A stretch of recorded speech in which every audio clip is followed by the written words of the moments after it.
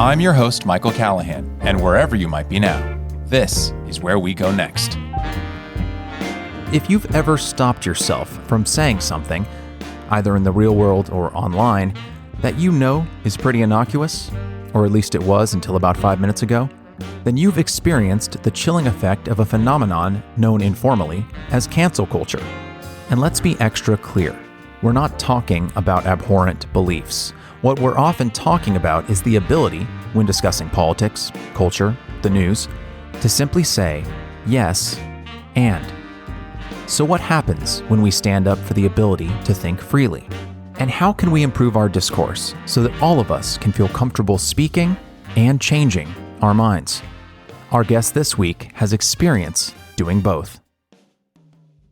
Angel Eduardo is a writer, musician, photographer, and graphic designer based in New York City.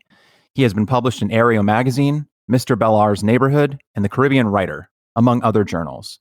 He is a staff writer for Idealist.org, as well as a freelance writer and graphic designer for the Richard Dawkins Foundation Center for Inquiry. You can see more of his work on his website, angeleduardo.com. Angel, thanks so much for coming on the show.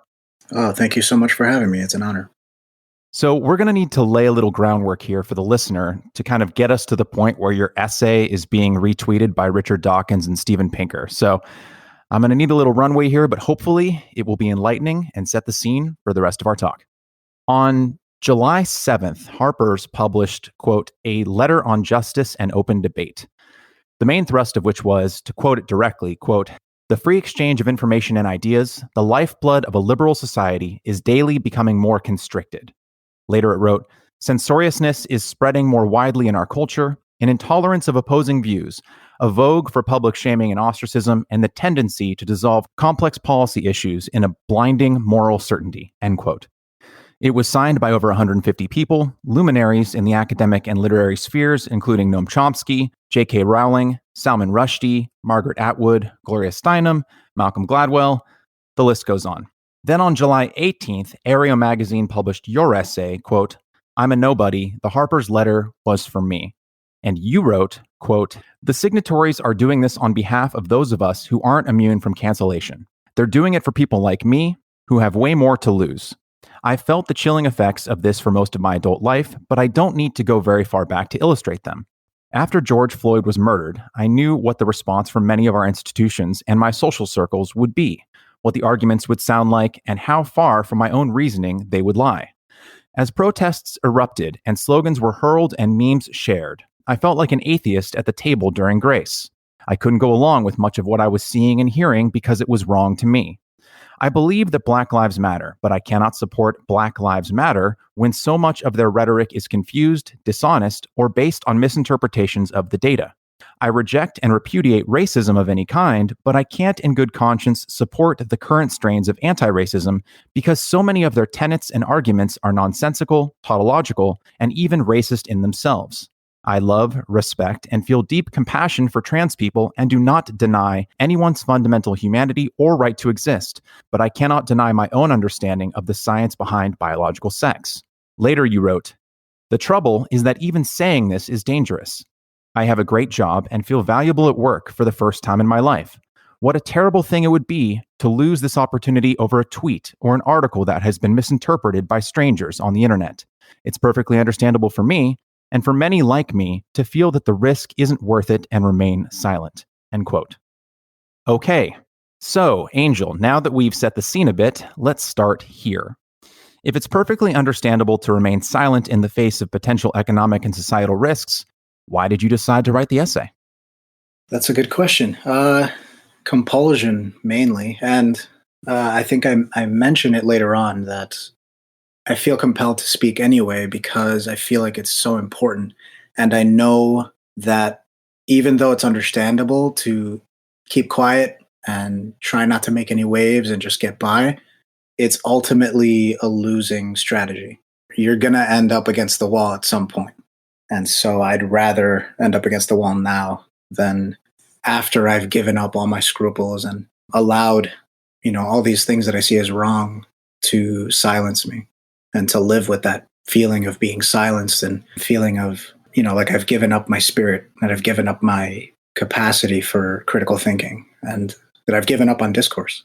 I would rather fight that fight and die there than give all that up and suffer this, interminable torment of remaining quiet while I see madness happening around me and then having the madness come and get me anyway. To kind of, I suppose, rather than zoom out, let's zoom in. You're from New York, which I mentioned in the opening, but I'd love to learn a little more about you. And I think it would also provide context for our listener, right? Because I think in the way that a lot of luminaries signed that Harper's letter, I think one of the reasons that your letter connected with so many people is because you were speaking as, I suppose you could say, an ordinary Joe, right? So tell me how this sort of cancel culture, which is a term that I think isn't super illuminating, but I think gets at least some bit of what we're discussing today. How has this manifested itself in your day-to-day life, right? How has it affected you as a guy who's living, working in New York City, not some famous best-selling, multi-millionaire children's author? Right, exactly. And I think that's the point, right? Is what I was trying to say is that I'm not J.K. Rowling. I can't survive being torn to shreds online by people because I don't have $1 billion and I don't have clout and I haven't developed this fan base that will follow me no matter what I do or what anyone says about me. But yeah, about me, I guess one thing that's critical is that I've seen all this stuff before. That's what I feel like. I feel like I've seen all this before when I was growing up. I feel like this is very reminiscent of that time in my life when I was questioning religion, when I was questioning the religion I was given, all the things that I was told about it, all the ways that people talked about it. And something didn't sit well with me even back then. I hated going to church. Something just didn't make sense to me. And every time I asked questions, I got unsatisfactory answers. And it took me a really long time to get to a point where I was comfortable saying, okay, I just don't believe this. This doesn't make any sense. And I'm not going to just tolerate you telling me crazy things. I'm going to question what you're saying. And if it doesn't make sense, I'm not going to adopt it or adhere to it. I guess, I had been saying for a few years, I guess it's hard to pinpoint when it would have started, but I've been saying for many years, I know a religion when I see one. And this is definitely that. The heresy, the original sin, all these things. John McWhorter has talked about this at length. But yeah, I had a similar feeling. And I think part of my motivation, part of my inability to keep quiet is just like, I know what this is and it's not good. And I'm not going to let it happen, at least not to me. And I'm going to say something if I can. I'm not sure if that actually answers your question, but it does provide context in terms of what kind of activated you or what set off your alarm bells in terms of being able to kind of spot what you would describe. And I actually would be charitable to this view because I also come from a religious background and can see kind of that original sin framework that, as you mentioned, John McWhorter discusses in several of his essays. And I believe he's actually writing an entire book about this very topic. But I kind of want to drill down a little bit to kind of circle back to my original question. I think you and I experienced the quote unquote kind of cancel culture in a religious and personal context when we were younger, right? I certainly did. The more I questioned my Christian faith as I was going through my late teens and early 20s, the more I felt isolated and ostracized from the very community from which I was seeking answers, right? And it was very personal. These were people I was dealing with on a day-to-day basis. So what I want to try and get at, I suppose, is how is our modern religion, I guess as we would call it, affecting you, if at all, in your day-to-day personal life? Is it manifesting itself in personal interactions with friends or family? Is it manifesting itself at work? And obviously, I defer to you on how specific you want to get, because I understand that you are just a regular guy. But I think that it will help provide kind of clarity and context, because I think that we're not alone in believing that there's something in the air. But I want to try and explore how what can feel oftentimes like a battle of elites at a cocktail party that neither of us would ever be invited to, how that can kind of manifest itself in the day-to-day lives of the average person, right? The vast 99% of people who aren't writing for The Atlantic or who didn't go to, let's say, Yale or Cambridge or whatnot, right? yeah, definitely. I'm trying to think now, like how to distill all of that because it's something that's kind of, it's just in the air. and I feel it and see it. And it does kind of go back to the religion thing. Like, I think in my day to day life, the one thing that frustrates me and troubles me is a kind of inability to communicate, or an unwillingness to communicate on certain issues by the vast majority of people that I interact with. I have very few friends who I can sit down and we can just talk about anything, and there's no filtration is necessary, no punches need to be pulled, like, because we both kind of just understand that we care about each other and this isn't a personal thing. We're just talking about ideas and we're hashing those ideas out. And I'm invigorated by that sort of conversation, by that sort of interaction. And it's so rare, and it's something that I'm really starved for all the time. And I see dogmatic thinking, to put it generally, I see dogmatic thinking as the major stumbling block, the major roadblock to having more of those conversations with more people. When it comes to, this specific moment, when we're talking about really important things like race and policing and, the systems that we have in place and whether they actually benefit us in the way that they should, and all of these things that are really, really important, I think that the software that a lot of people are running is counterproductive to finding good answers to those problems, to reaching productive conclusions to those kinds of conversations. And so I find it incredibly frustrating. And that's my day to day life. Not everywhere, not all the time, but, people who are well meaning, but I feel like they have the wrong idea, or they've just been pulled in this weird direction. And I find it very difficult to have a conversation, to follow a thread all the way down to first principles, the bedrock of like, okay, well, this is what we're really talking about. I find myself getting lost with people a lot and misunderstanding and miscommunicating. And communication is so important to me because it's, if I can name drop another guy, Sam Harris talks about this all the time. We're on a kind of continuum between conversation and violence, with conversation being the obvious better tool for making any kind of change in our society.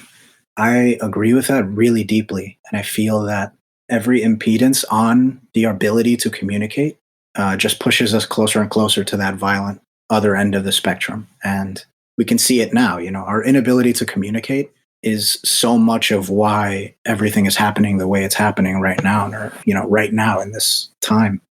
That's my main motivation. That's my main sticking point. Is just, I wrote that essay after going back and forth with people on Facebook and on Twitter when, they were sharing the Harper's letter and having just the most bizarre, to me, the most bizarre interpretations of it, and I mentioned a few of them in my response, but people were saying these people just want free reign to be racist or to be bigots. These people are they're just whining because finally someone is challenging them on their bullshit. And I didn't see that at all. To go back for a second, I was kind of blindsided by the response, which I guess I shouldn't have been. I guess I should have expected it. But I read the Harper's letter. Thomas Chatterton Williams shared it on his Twitter. I read it. I was like, oh yeah, this is great. And I retweeted it, and I didn't think about it again until, the explosion happened where all of these people with all of their, just incredibly bad takes, in my opinion, about it. And I couldn't believe that people couldn't see the point because, it's 3 paragraphs. And I feel like the language is so clear, and people's responses were just crazy to me. And so I found myself going back and forth with people, just trying to bring them back to the point. The point is really simple. It's like, hey, let's cut each other some slack. Let's be charitable. Let's not assume the absolute worst intentions in other people simply because they have a disagreement. Let's drill down on what's going on. Let's find out what's right or wrong. And then if we disagree, that's fine, as long as there's that fundamental principle of respect and charity between everyone, which the letter specifically says is the most important thing. Yeah, that definitely speaks to the religious comparison we're talking about. I know that when I was religious, it felt like a deep personal part of my identity, right? Like if I were to have described myself at 16, I could have said, brown hair, brown eyes, about 6 foot tall, Christian. It would have been like a descriptor that would have been kind of inherent to who I was as a person. And when I lost my religion in my, I'd say, early 20s, it really felt like a part of me died. Like I felt like I had to kind of reconstruct myself in the absence of what I felt was kind of a core leg of the stool, so to speak. And it feels like a lot of people carry around their political beliefs, and even perhaps even more than that, carry around a set of ideas that are related to their political beliefs, but it's a set of ideas that seems to govern how they view and interpret events, how they view and interpret stimuli, how they view and interpret what people are saying, kind of what you're describing with the Harper's letter. Why do you feel that that is happening? What are your thoughts on why people are so internalizing their views, internalizing ideas, internalizing political beliefs as a core part of themselves? Have you noticed a similar trend, and what do you think is causing it? Yeah, I definitely have. A lot of my conclusions about things come from just my own observation of myself. I kind of accidentally developed a really strong bullshit detector, and I couldn't even stop myself from turning it on myself. So, what you were just describing to me immediately just flashed me back to high school, and something that I think a lot of people can relate to. I was what a lot of people in my circles called a music Nazi. By that I mean, if you weren't into the music that I liked, if you were into the music that was on MTV, then you were a buffoon. You were, beneath contempt. I couldn't even talk to you. You were like, who are you? What kind of a human being doesn't appreciate, the majesty of Led Zeppelin? You know what I mean? And I realized that at a certain point when, a Justin Timberlake song comes on the radio and, it's got a good groove and he can sing. And, as a musician, I'm picking up on these things where like, oh, this is kind of good. Like this is making me feel a kind of way. And I kind of like this, but I had to reject it consciously because of this persona that I had that I have decided to build around my musical taste. For example, same thing with movies, same thing with, any kind of taste that you can think of. And so I had to battle this within myself. Like this pop song is pretty good. Like I kind of like it, but it doesn't jibe with my whole thing of, this is crap. It's shallow music and whatever. And so I had to deal with that within myself, but we're talking about, a time where most people are struggling just to get through and, growing up is hard and high school is hard. And it was very hard for me. I was a super sensitive kid and I was shy and insecure. And, we're talking about like, I've got a John Mayer DVD and I'm hiding it in my dresser drawer because I don't want anybody to see it. But I think it comes from something similar to that. I think that we're all trying to build ourselves. We're trying to build an identity. And a lot of people find success with a kind of prepackaged identity. Like if you're going to be, like high school stereotypes, if you're going to be the skater, like there's stuff to wear. There's stuff that you wear. There's music you listen to. There's food you eat. There's stuff you do on the weekends. It just kind of comes as one big package for you and you can adopt it. And then there you go. Boom. You have an identity. You have a sense of personhood. You have a peer group. You have things you say and you have things you hate. And I fell into that, but it just didn't work as well. In my case, I wasn't as good at it. I couldn't quite fit into the mold. And that forced me to kind of abandon it at some point because I realized it just doesn't work and I have to just be myself. But that's so much more difficult to do. It's so much more difficult to build yourself up from nothing than to go to Hot Topic and get your, you get your studs and you get your spikes and you get your platform shoes and you get your makeup and a couple of CDs and boom, you're a full person that people can recognize. I think that's what's happening now. I think that, it's similar to a religion thing. Like you mentioned, Christian was a thing that you listed as one of these, pedigree items to your identity. And I think, woke, I think anti-racist, I think Black Lives Matter. I think all of those things are being used by people in that way. Like here, I'm signaling something. I am a part of a certain group. And, not to be too cynical about it. I don't mean to be cynical about it, but I think that when you can define yourself against something that you hate, it kind of takes the load off of you.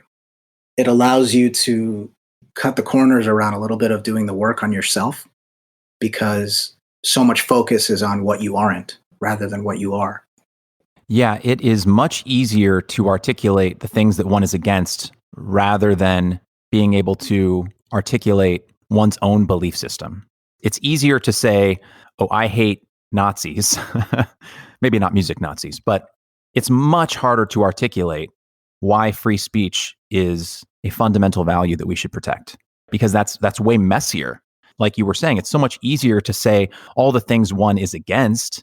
You're not going to get too much pushback when you say that you hate racism, but it is way more fraught to try and delineate the differences between, let's say, the lowercase version of anti-racism, right? To be against racism, which I think most human beings would probably feel strongly about.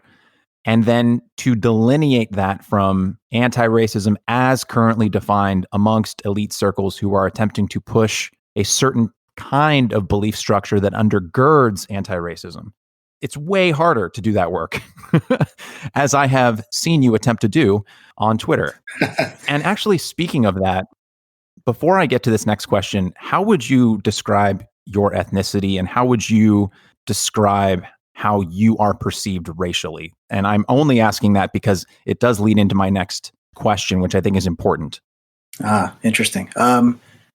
I don't want to appear to be like trying to be sneaky here, but I really don't think about it too often. I am Hispanic that's what I grew up understanding is the label. I'm Dominican.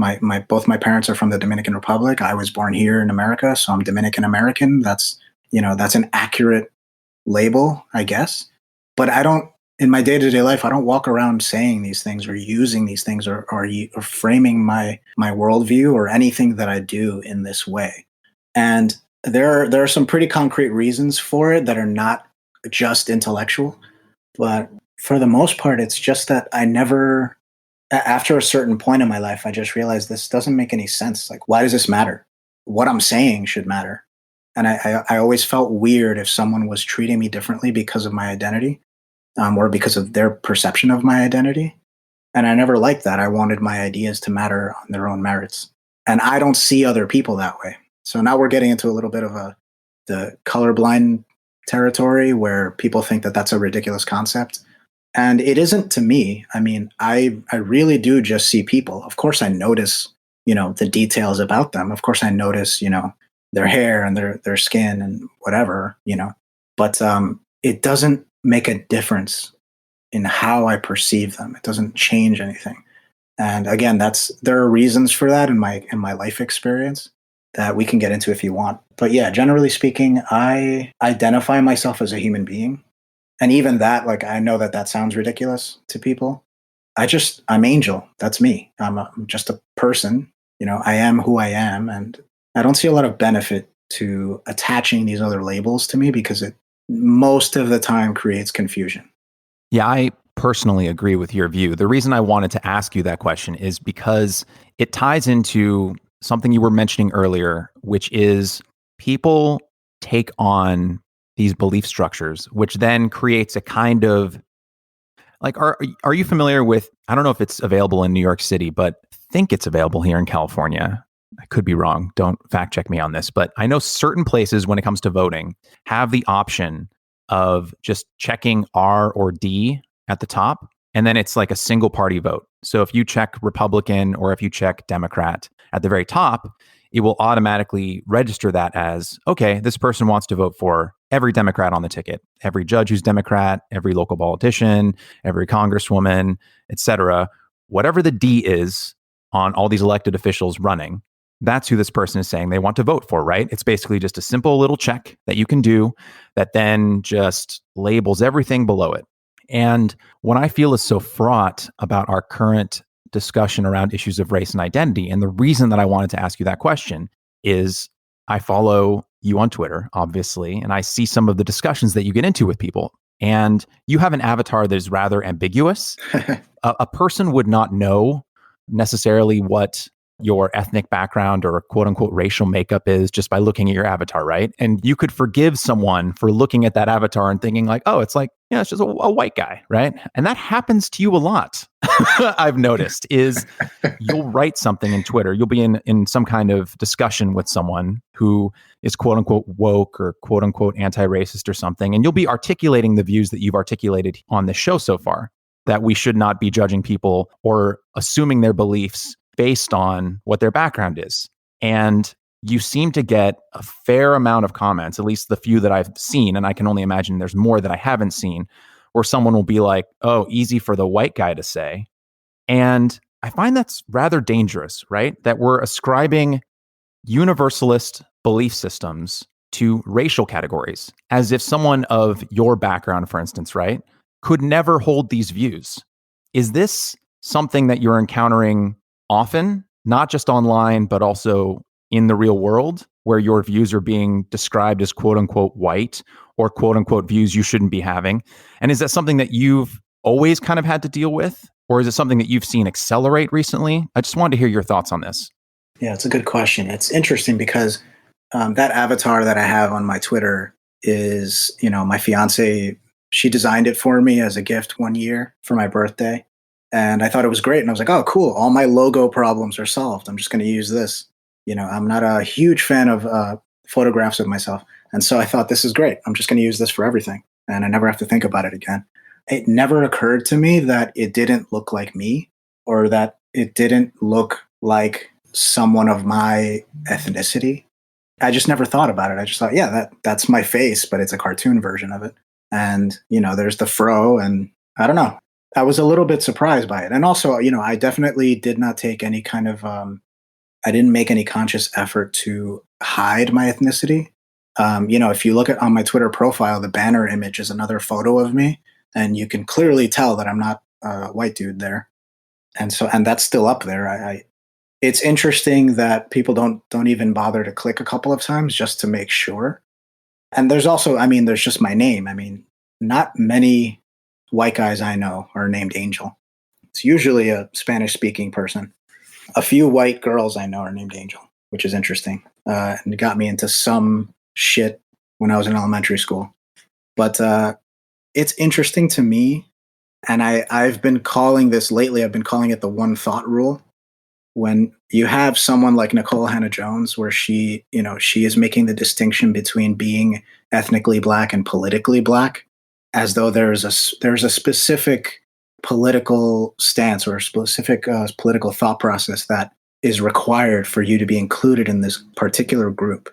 And yeah, I notice it all the time. And kind of touching on your previous question as well as this one, in a thread talking to Thomas Chatterton Williams, I posted something about how I was signing up for some workshop through my job, and they asked me my ethnicity. And it was the first time that I noticed that when they asked your ethnicity, it wasn't a multiple choice.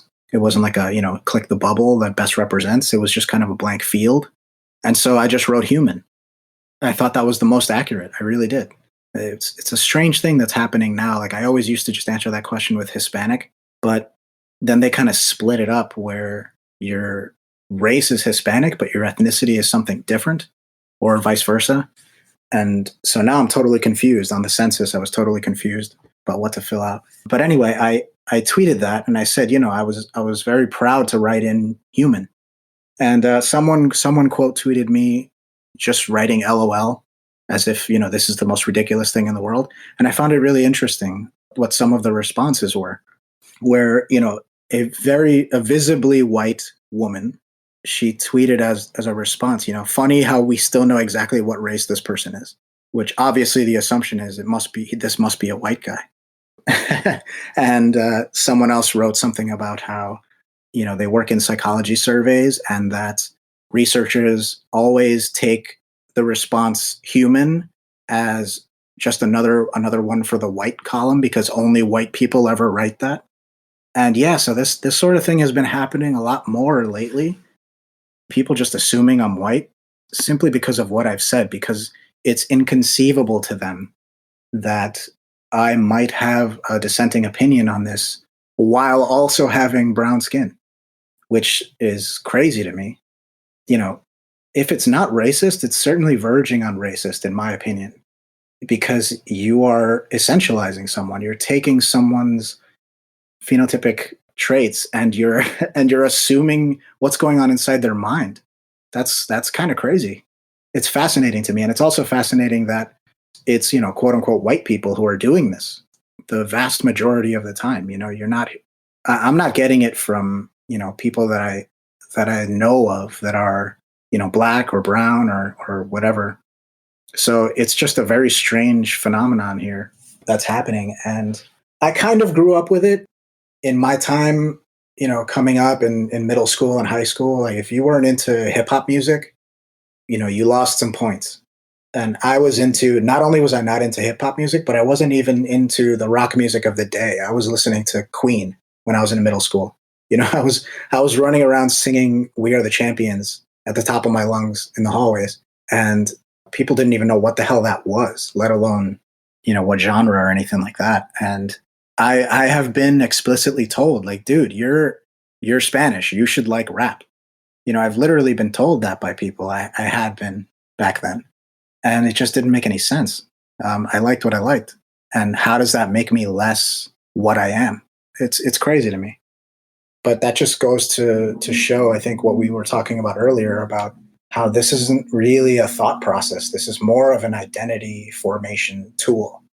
It's something that people build themselves into, and they're kind of acting automatically. They're just spitting things out that they know they're supposed to say. I don't think people are really thinking this through.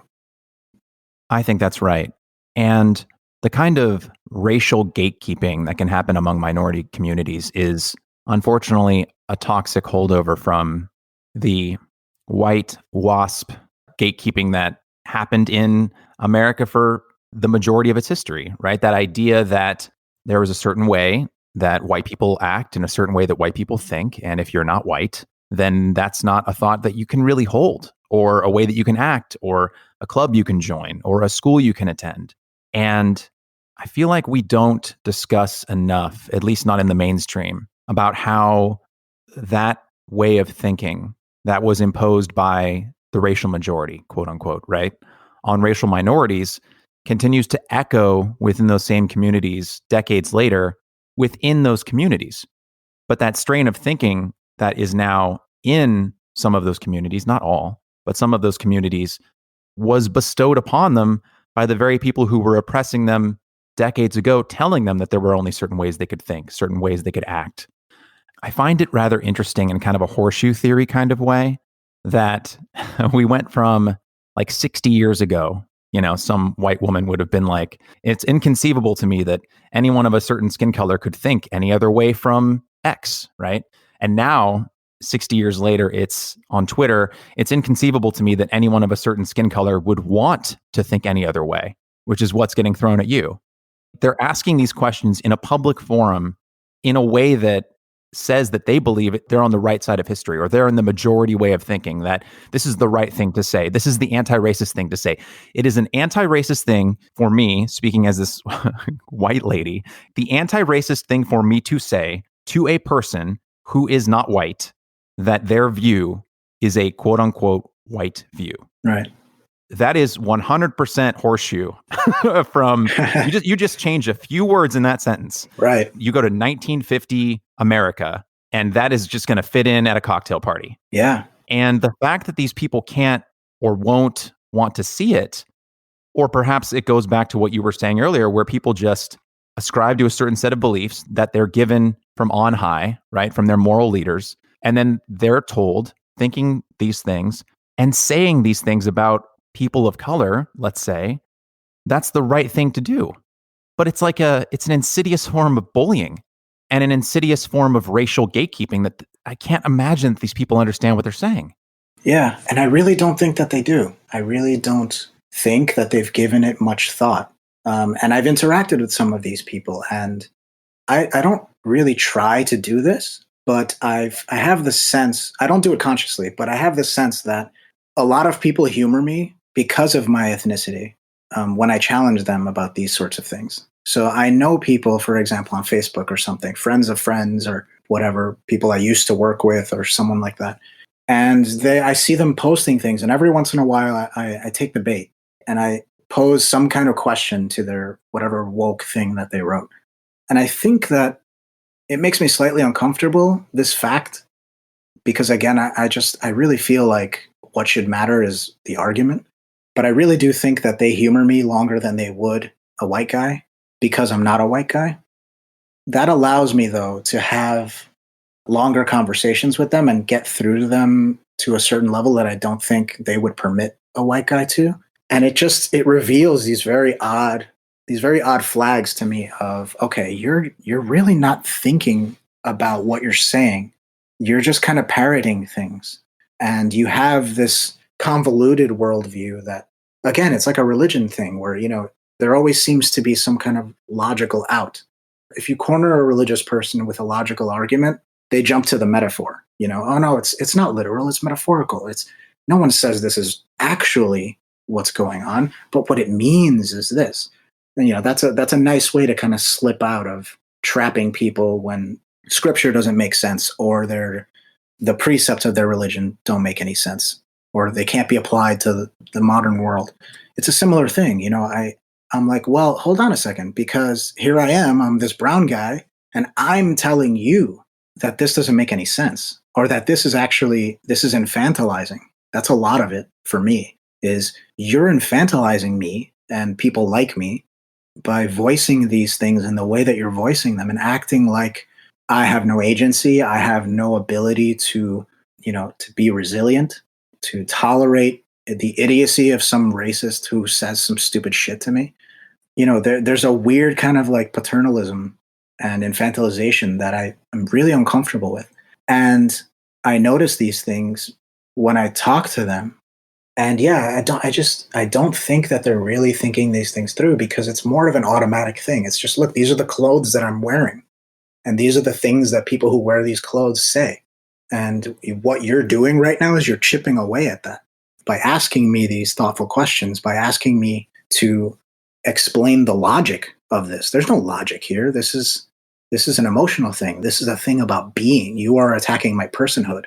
The dynamics are strange because it's often, we're talking about race, and I'm supposed to be the oppressed one, but I'm the one challenging these people who are, they themselves are, they're constantly self-flagellating that they are the oppressors. But then here we are, and, I'm being kind of pushed out of the conversation. I'm being bullied out of speaking because I'm not towing the party line, which they have taken over. It's bizarre, and getting back to the thing that you said about how 50 years ago or whatever, you would have a white woman saying it's inconceivable for anyone who is not of this color to say or think this thing. And here we are doing it again. Like, that to me is the kind of systemic oppression that we should be mindful of. Like, this is a mind virus that people had, and a whole other group of people internalized and are now turning it against one another. This idea that if a kid is caught with a book, he's going to get bullied by the kids who, would rather have a basketball in their hand, and there's nothing wrong with either of those things. But it's just this idea of, intellectualism is white. Using multisyllabic words is white. Reading is white. Asking questions in class and getting good grades is white. Since when? Why? Why on earth would that be a white thing? What does that mean? And what does that say about you and how you feel about your quote unquote group and your community? What does that say about how you perceive yourself, that you are prohibiting literacy and intellectuality and having a curious mindset? You're excluding that from the characteristics that make up who you are. You're ceding all of that ground to quote unquote white people. That to me is insane. And I can't believe that people are willingly doing it now. Like, they're kind of consciously doing it. They're like the difference between a closed eye and an opened eye purveyor of like woo-woo stuff, like psychics or something. There are the psychics who think they really are psychic. And then there are the psychics who know they're not and are doing it anyway. And, there's a big difference there. And it's weird that people are recognizing the history of being excluded from these things and are now self-excluding. It's just, I don't understand it. It's very strange to me.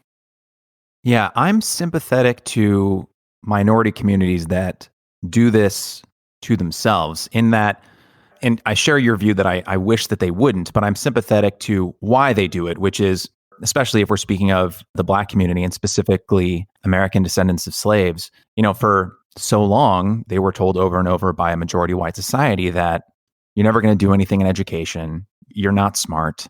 Book learning isn't for you. We're going to give you crappy schools.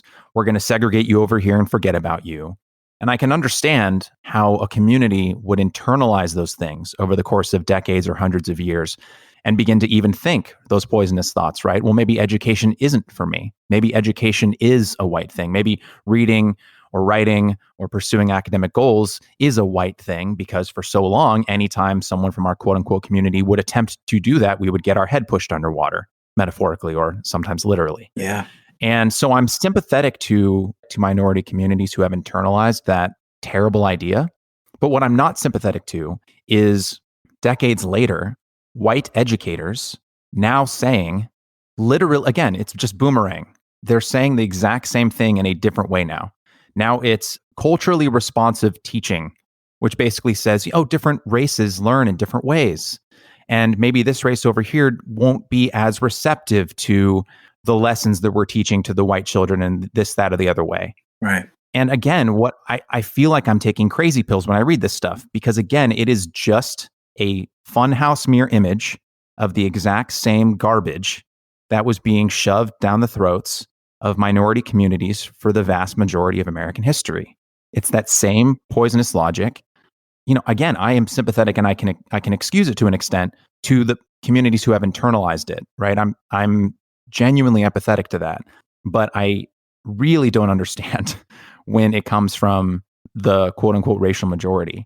And I feel like, going on your one thought rule, there's this saying that are you familiar with the book, How the Irish Became White? Yeah, I am. I haven't read it, but I've heard about it. Yeah, it basically just kind of talks about how the Irish went from being seen as a distinctly different race. Some of the writings from the 19th century are just abhorrent. The drawings and the skull measurements, it's insane. But they went from being seen as this like non-white, quote unquote mongrel race, to eventually, over the course of several decades, they were seen eventually as white. And a lot of what underlied that was a virulent strain of anti-Blackness that was in America at the time, that kind of pitted newly immigrated Irish people and Irish Americans against the Black underclass. But we eventually, as a society, right, for either malicious reasons or for genuine understanding of the idea that our differences aren't actually that profound, we eventually allowed, quote unquote, the Irish to become white. And I feel like we have to allow immigrants of color to become Irish, right? Like, in the same way that the Irish became white, we have to allow immigrants of color to become Irish, in that we have to allow them for a path to blend into the wider fabric of society. What this ultimately means is that at some point we have to eliminate the artificial line of quote unquote white opinion versus quote unquote POC opinion, in the same way that, like, we're not polling for Irish opinion anymore. We're not like breaking down polling data and being like, what do the Irish think? Like, we have to go to Massachusetts and find out, what is the Irish community saying? And people, I think, take this for granted. The fact that within the quote unquote, I don't even know, it feels weird even saying it, the quote unquote white community, as if there is one, it's actually, dozens of different ethnicities, and we just combine them into a single opinion. And really, it seems like the healthiest way forward is to continue that process. Because when you live within a community, right? When you live within, like you were saying, the Spanish community or the Dominican community or the Latino community or the Black community, when you're in that community, you understand that there's an intense amount of heterodox opinions within that community. It's only when you're outside of it that it looks like it's all the same. I'm trying to figure out a way that we can actually move towards that future. Yeah, I'm with you. I don't know that I would frame it in that way. I think we talked about this a little bit before in our Twitter exchange, but I don't know if I would frame it in the way of, like, we need to make the same way that the Irish became white, we need to make people of color white. I just think there's too much of a can of worms with those terms at this point. But I take your meaning. And what I mean by that is white only in the idea that, like, I, as a guy walking down the street who I suppose would pass as white, when someone looks at me, they can't assume what I'm thinking. right? They would not dare to assume whether I'm Republican or Democrat, what my feelings on abortion might be, what my feelings on gun rights might be. And that is a certain kind of privilege, you could say. Sure. And so that same privilege is not applied to other communities. And that should be something that we aspire for, in the same way that no one looks at an Irish American today and just instantly assumes what they think. Does that make sense? Yeah, absolutely. Yeah, yeah. I'm with you absolutely on the meaning there. I would frame it differently just to avoid the whole white thing, because it's just too many problems arise when you start using that language. You reminded me actually of a cartoon. I think it's a New Yorker cartoon that Neil deGrasse Tyson talks about a lot, where there's three scientists at a table, I think, and one of them is black, and the other two are the other two or three are white, and there's thought bubbles above all their heads, and the white people's thought bubbles are like, I wonder what he thinks about affirmative action. I wonder what he thinks about OJ. At the time was the relevant thing. I guess it would be now like Black Lives Matter. And the other person was, I wonder what he thinks about some other black centric talking point. That there were these three things, setting up that pattern, and then when you see the black scientist, the thought bubble over his head is just equations and crazy formulas going on. And he's not thinking about any of that stuff. He's thinking about science. And I think that's getting at what you're talking about. I think, these spats that I have on Twitter with people where they just assume I'm white because I said something that's heterodox, which to me is crazy. I'm just trying to be sensible. It's that sort of thing. Yeah. And I think we want to get to a place where we recognize that you have to treat each individual as an individual, and you really cannot make a lot of assumptions. Assumptions are great for comedy, because we do have general things in common, and that's why we laugh at, Chris Rock jokes and things like that. But, when you really get down to it, like, there's no reason for you to think how someone feels about abortion until you ask them, no matter what color their skin is, no matter what group they're in. To me, that's just crazy. And you're minimizing the vastness of the human mind when you do that. And you're making conversation much more difficult. And I guess, the search for simplicity in these kinds of things, when you can say like, oh, well, we've got the black vote. What the hell does that mean? What is the black vote? I've seen, tons of black people disagreeing on these things that are supposedly, they're supposedly like dead and done, all these topics. But here they are hashing these things out, saying, I don't agree with this. I wish we would do it this way. Fundamentally, for me, I think that the whole concept of grouping people by their race just makes no sense, because there's so much variety. There's so much difference of opinion, of perspective. Even using the terms liberal and conservative just are meaningless to me. I guess there's going to come a point where you need to have some sort of categorization in order to, do statistics and things like that. But when it comes to like interacting with human beings, you and another human just talking things out, I don't think those things do any good at all. I think they do a lot of harm in both directions, where you have people who are a part of a certain group just assimilating into that group despite all the cognitive dissonance that's going on in their head. Maybe they don't agree with this. Maybe they don't agree with this particular idea that is being espoused by their quote unquote group. And then outside of that, having people see you as a member of this group and assuming they know what's going on in your head, that's limiting. It's limiting to the discourse. It's limiting to human relationships. It causes so many problems. We talk all the time about these microaggressions where someone assumes that because of your ethnicity, you are of a certain socioeconomic status, or these little things. But it's totally okay to assume huge and consequential political ideas based on the color of someone's skin. Like, that's totally fine. It's almost insulting to people if you don't do it. I'm black. How could you think that I'm not for this? It's weird because it's kind of everyone playing into it, rather than it being imposed on one side from, the quote unquote oppressor class. It is now kind of a shared delusion by everyone. Everyone is just kind of saying, yeah, this is how everything works. I just can't get behind that. It doesn't make any sense to me at all. I think that categorization is something we're never going to be able to move past, just because I think that that's how our brains are wired evolutionarily. But I think that a healthier way, I guess, to categorize ourselves into teams or into groups would just be the way that we do sports. You should be able to take the jersey and put it on, or take it off and put on another one. And then once you put that jersey on, sure, if someone wants to assume a set of beliefs or a set of opinions that you might have because they see that you're wearing a jersey, then I think that that's okay. The problem with something like a racial or ethnic categorization in terms of systems of belief is that you can't take that jersey off. And I think that that's why that's so, to use an overused word, problematic, right? Because when you apply opinions or belief systems to people who are wearing jerseys they were born into, it can never remove, you're really limiting people and you're dehumanizing them. Now, if we get to a place, which I hope we can, where we can start ascribing opinions and views based on the quote unquote jersey you're wearing, the moniker that you've taken on, the label that you've put on your shirt, I think that's totally fine. But we seem so far away from that, at least when it comes to having interracial discussions, right? Again, and I think that that's a privilege that is only really allowed for the white quote unquote majority, right? That inability for me to assume exactly what you think.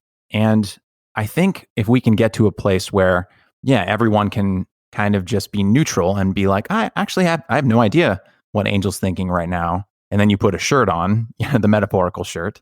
And then I'm like, oh, okay. So that's how he feels about guns. Right. But we're not there yet. Yeah, I think it's just I'm not sure that I would find that helpful either, because it's just, we have this tendency, like people can label themselves Democrat, but now, I mean, think about that. Like what does that exactly mean, right?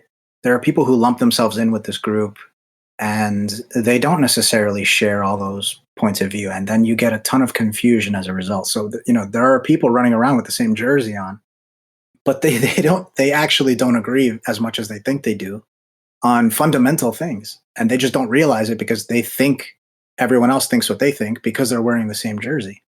I think I just have an aversion to adhering to any kind of group or putting on any kind of jersey. I just feel like I'm not the kind of guy who puts on jerseys. I'm not the kind of guy who joins groups. I think that comes from my personal experience of just recognizing that no matter what group I tried to jump into, it didn't quite fit. It didn't quite work. And there's nothing special about me. There's nothing unique about me or my brain or my experience that makes me different from anybody else in this regard. I don't think I'm some oddball. I think that it's just that most people probably ignore the things that don't quite work, and I didn't. And so I find myself saying like, yeah, I kind of like your team. I agree with these things about your team. I think your team is cool. I like that you have a team. I don't want to put the jersey on though, because I don't like this stuff. And I feel like it would be a problem if anybody saw me with this jersey on and thought that I agreed with that stuff when I don't. It's just going to create another issue. But I do take your point about categorization is just going to happen at some point. But I think we can be smarter about it, and I think we can be more fluid about it. Kind of like what you mean with the jerseys, but in my experience, like putting on a jersey, you have a tendency to get in line and to follow and to be less likely to go against your group. And so I just see that as a problem. I see that as, here we are and we're interacting, but some people are on autopilot, and some of those people who are on autopilot might have had a great idea if they weren't stuck in whatever team they had chosen to be in. Oh, trust me, on a personal level, you and I are very much aligned. One of the reasons that I had to give up my faith eventually was, imagine there's like a list of precepts that one must believe in order to call themselves, at least this is how I looked at it, in order to call themselves a Christian. And, as this list started getting shorter and shorter, as I started kind of carving out things, well, I don't really believe in that, and I don't really agree with this, and it got to the point after several years where I'm looking at this long list of things that I felt I needed to believe, if the Bible is true, let's say, and the list was, 80% crossed out. I felt at a certain point, how can I wear this jersey, right? And I'm very much in your camp in terms of, if we lived in a ideal paradise of a society, no one would wear jerseys and everyone could just be viewed completely as an individual. But to go back to what you were saying earlier, I think the vast majority of people, for whatever reason, like to wear jerseys.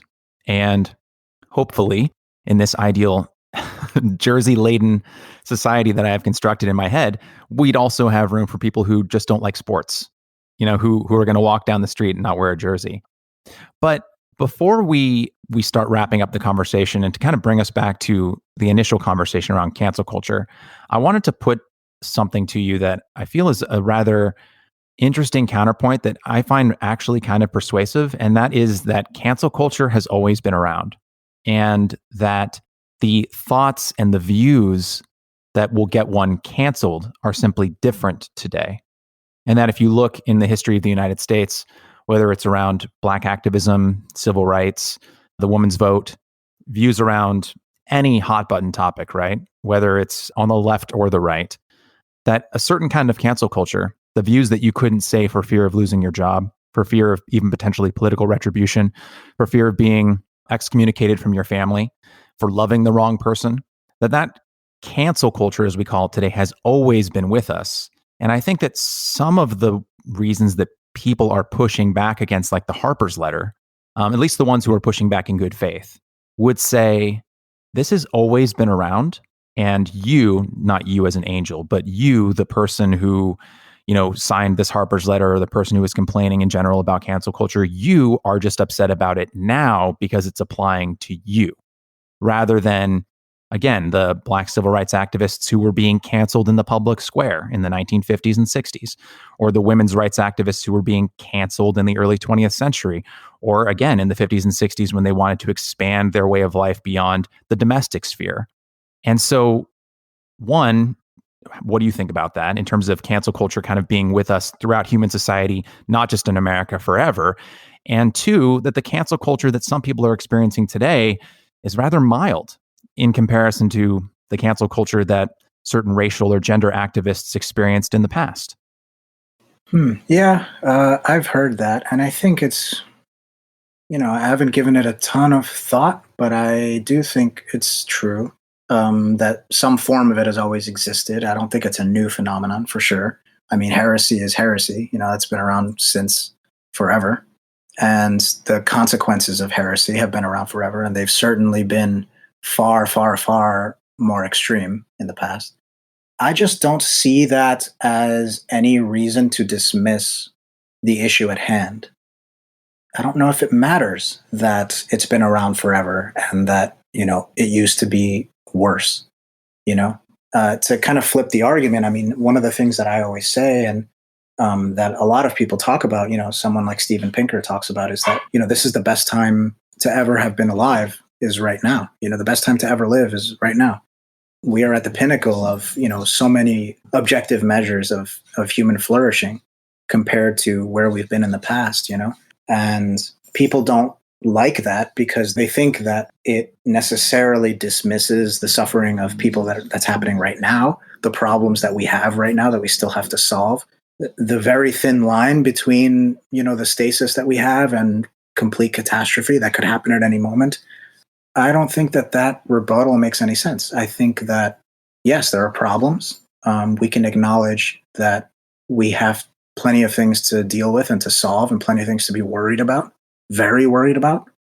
And certainly nothing is perfect, but we can also acknowledge progress, right? So conversely, we can acknowledge that, losing your job is not as bad as getting set on fire, but losing your job still kind of sucks, especially if it's, it's because of a tweet that, maybe you were joking and someone misinterpreted it or purposely misframed it in order to come at you. That still sucks. And we don't have to live that way. We don't have to accept that as the status quo. And if there's one thing that's different about all of that than right now, I guess I would say that, there are certain fundamental principles that are required for not just civil discourse, but for a society to function. And the chilling effect of what people call cancel culture, I try not to use that term because, as usual, terms fluctuate and the meaning fluctuates and people have different definitions. But the chilling effect of something like this, where if you say the wrong thing, you will not only lose your job, you will be, tarred and feathered virtually on the internet. people will consider you a pariah. It will be very difficult for you to get back on your feet if you're not someone like J.K. Rowling. There are people we've never heard of. Their lives are just destroyed, and they must have some semblance of it back, but nowhere near the same. But what we're doing is we're eroding civil discourse. We're making it difficult for people to have conversations about really important things, and we're ceding the floor to anyone who is zealous enough to be a bully. Whereas someone like me might not want to, I have no desire to bully anyone into thinking the way that I think. I really want to talk to people. I really want to find out if I'm wrong, and I want to be explained why I'm wrong, but treated as a person, treated as a human being who is deserving of respect and dignity, but whose ideas are completely wrong, and the ideas can get smashed to bits. That's fine. But I think that what's happening right now is it's a much wider thing that's happening, because we're chipping away at this cornerstone of our society, which is our ability to communicate. The only reason we're doing this right now, I mean, you and I are having this conversation, on opposite coasts of this giant continent, and we're using technology that was created to allow us to do this. And even the language we're speaking that both of us are understanding, like all of this comes from this ability for us to group together, to socialize, to communicate with one another, and to achieve goals together. Like, so this society that we have, it's built upon this one single thing. And the idea that someone is going to keep their mouth shut about an idea, keep their mouth shut about a sentiment that they have. Oh, I don't agree with this. I'm getting dragged along on this and I don't agree. That's bad. Sure, you're going to silence racists, maybe. And sure, you're going to silence hate speak from people who are truly hateful. You might make them think twice. You might frighten them into silence, and their horrible words are not out in the ether for others to suffer. But I think there's a ton of collateral damage there. I think you're also silencing people who are truly kind and compassionate, and they don't have the disposition to push themselves past these restrictions and these restraints. And they have plenty to contribute to the world, and they could have great ideas, and they could have great reasons for doing things, or great reasons for not doing things, for doing things differently, that they could contribute to the discourse. But we won't get to hear them because they're so terrified that if one word is out of place, they can get completely ravaged by people. I just think about 10 moves from now. I think part of it is short-sightedness on the part of the people who espouse this sort of thing. They think, well, that racist guy in my office, he's going to think twice about saying, the shitty things that he wants to say. And yeah, I guess, that's a legitimate proximate cause that's plausible. But there's 10 moves from now, there's somebody else who saw what happened to this person and is afraid that even though they don't think it's racist, what they're going to say, it might be perceived that way. And that's all it takes. I think there's just no reason to accept that as the reality we have to live in. There are better ways to do this. There are easier ways to do this. There are ways to do this that doesn't require so much anger and animosity. We can be more charitable. We can be more compassionate with one another. Life is hard. Things are hard. Society is hard to build and to maintain. We're not that old of a species. We are, as an American society, we're not that old. This is a real experiment that is still being played out in real time. And the experiment can go haywire. And I think it's important for us to keep in mind the most important building blocks to these structures that we have in place. And I think the ability to reach across any kind of differences that we have and just talk to each other like human beings and accept that we're all just trying to do what we think is right, even if we're wrong. Extending compassion to people, I think, is just so critical. And I think it's lacking in a lot of this stuff, even though it's dressed in compassion for one group.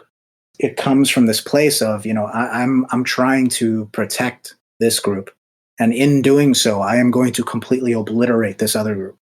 I just think that's a messy way to do it, and it doesn't have to be that way. It sounds like from a first principles perspective, you're arguing for transcendence, that you acknowledge that while human history is fraught with various levels, violent or nonviolent, of cancellation, what you're saying is that does not mean that we have to carry that burden forward into the future. Yeah, exactly. There's a lot of things in our history, in our past that we did and we've done, and hey, we did it forever. Why wouldn't we just keep doing it? That would not work as any kind of justification for many, many, many things that are in our nature and that people might justify that way as being natural or being, perennial. No one would accept that. No one would say, "Oh, well, yeah, I guess we've been doing this for thousands of years. I guess we should just keep doing it." That's crazy. No one accepts that. And cancel culture should be no different. Yes, sure, we've done it. It's been around. And if anything, that should instruct us on how damaging it can be, witch trials and the Red Scare and all kinds of crazy stuff like that, even like the Satanic Panic, like all this madness. It's like maybe we should learn from these moments where terrible things happened and they didn't need to happen that way. We, in hindsight, can look and say, yeah, that could have been handled better. Why don't we handle things now the way that they should have handled what happened then? I wholeheartedly agree. I am very glad to be driving a car and not riding a horse. So I'm glad that we didn't keep doing that, even though that's what we'd always done. Before we get to the final question, what, if any, are some books, articles, videos, things you've been reading, watching that have changed the way that you've been thinking, or just sources that you'd like to share with the listeners? Good question. I have a list of things that I find that I'm always recommending to people. I think the number one book that I would recommend to everyone, read it right now. It's called Amusing Ourselves to Death, and it's by Neil Postman. I read it in college, and it blew my mind. I couldn't believe how accurate it was. And, I read it when I was 20, I guess, but it was published the year I was born. It was published in 1985. And it could have been written last week. When I'm telling you how prescient it is, you won't believe it. The basic gist of it is that the transition from the written word to television as our primary source of media and our primary source of news has dramatically shifted our discourse to one that is more focused on entertainment than anything else. Because television by nature is entertainment focused. And so you can have educational programming, but it's still, the education is going to take a backseat to the entertainment factor. And even news is going to have that quality infused into it. And I think, we're living in the results of that. The 24-hour news cycle, the way that presidential debates, whereas, they used to be events that you would go to and sit there for hours. And I remember reading, it might be actually in this book, it's been a little while, but I remember reading, a debate between Lincoln and someone else, and neither of them were actually even running for office at the time. They were just touring and having these debates, and people would go see them. And the responses would take so long that there was one time where Lincoln's opponent had a very long, maybe hour and a half, 2 hour, 3 hour speech about his positions. And Lincoln actually suggested that everyone break for dinner and come back to hear his response, because he didn't want to make anyone sit there starving through his response. And people actually did this. Whereas now you have, Mr. President, what is your plan for foreign policy? You have 60 seconds right before we sell you some soap. So I would highly recommend that book, Amusing Ourselves to Death by Neil Postman. The autobiography of Malcolm X is another one that really affected me profoundly. I've read many, many times, and people are familiar with his most vociferous period, when he was in the Nation of Islam, and he was very, militant and pretty much anti-white. But a lot of people don't know about what happened to him after that. They don't know a lot about what was going on in his head in the last couple of years of his life as he was shifting again into this different perspective. And that perspective is so important. And I feel like more people should know about it. So I would probably start people on that. And also, just for a little bit of hopefulness in this craziness, Enlightenment Now by Steven Pinker, fantastic book that really lends some perspective that is much needed. If you only are on Twitter and if you only consume the news that you're given, you can have a very bleak view of the way the world is. And this will help kind of offset that a little bit. It's a proof that the Enlightenment values that we instilled in our nation's founding and, in the Western world at large have reaped many, many benefits, and that we are experiencing those benefits even as we are despairing for the end of the world. So a little bit of optimism. He doesn't really like to use the word optimism because it sounds like a bias. And I think he's right, but it will lift your spirits a bit if you accept it. I think it can be very easy with our modern news discourse to forget about all the progress, the amazing progress that we've made in the world and as a society, even within the last 10 to 20 years. Coleman Hughes writes a lot about that topic. And if all you do is look at your Facebook feed or look at CNN or another mainstream news source, you can come away with the idea that the world is just constantly on fire and nothing is getting better. So I think that that's a great recommendation. All of those books are, I think, wonderful recommendations that anyone would be better off having read. To take us to our final question, we are limited as individuals, I think, in all sorts of ways. We're limited in our time, in our energy, and often in our capacity for empathy, especially on Twitter, I think. So even the most well-intentioned and caring person can't be thinking of everyone else, every group of people all the time. It's literally impossible. So is there someone, a group of people, abstract or personal to you in your life or the world at large that you would like to take a moment and offer more empathy to? This might be upsetting to people, but I've been thinking about this in the last 48 hours. I have a lot of compassion for Donald Trump, and I feel that everyone else should too. I should clarify that, I guess, but I find it very difficult to think of a more odious human being. He is not someone that I like. He is not someone that he's not someone who has very many qualities that I would aspire to or admire. He is pretty objectively terrible in many, many ways. But I feel a deep sense of compassion for him and for people like him, for people who like him also. And that comes from just a basic understanding for me of how we come to be in this world. I mean, Donald J. Trump was once a baby, and that baby was born into a world where he didn't pick his genes, he didn't pick his psychology, he didn't pick his brain, he didn't pick his parents, he didn't pick the environment in which he was brought up, he was raised, he didn't pick his education, he didn't pick the temperament that would allow him to absorb an education, whether it did or it didn't. And so he is the result of a chain of causes that are outside of his control, just like all of us are. And in so many ways, he is profoundly unlucky to be who he is. I mean, I wouldn't trade lives with him, even, before the last 2 days when he was diagnosed with COVID. I wouldn't have traded lives with him for anything because it seems like such a miserable existence. His narcissism, his obvious neediness, his need for attention. There must be this just black hole in his belly, and it must be awful. I feel terrible for him in that way. I do not wish ill upon him. I have a deep sense of compassion for him because in a sense, I recognize that he is just a victim of circumstances, and even his decisions aren't really his decision because the decisions that occur to him to decide just kind of appear in his brain. And it's just his programming, and that can sound kind of bad, defeatist for people. It could sound kind of fatalist, but I don't see it that way.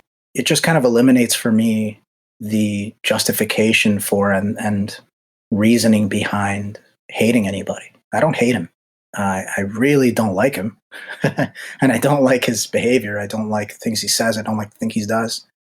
But hating him just kind of implies that he could wake up tomorrow and be someone else. And I just know that that's not true. And, now, he's sick and we don't know exactly what his state is. And it could be much, much worse than they're letting on. And, I don't wish death upon anyone. I certainly didn't vote for him and would not vote for him. But as a human being, he is suffering and I can feel that. And that might be hard for some people, which I understand, but I would appeal to everyone's better angels, if you'll pardon the pun, to kind of see that in themselves. I mean, here I am. I'm an atheist telling people to love your enemies. But it's because that principle, that fundamental principle is so important.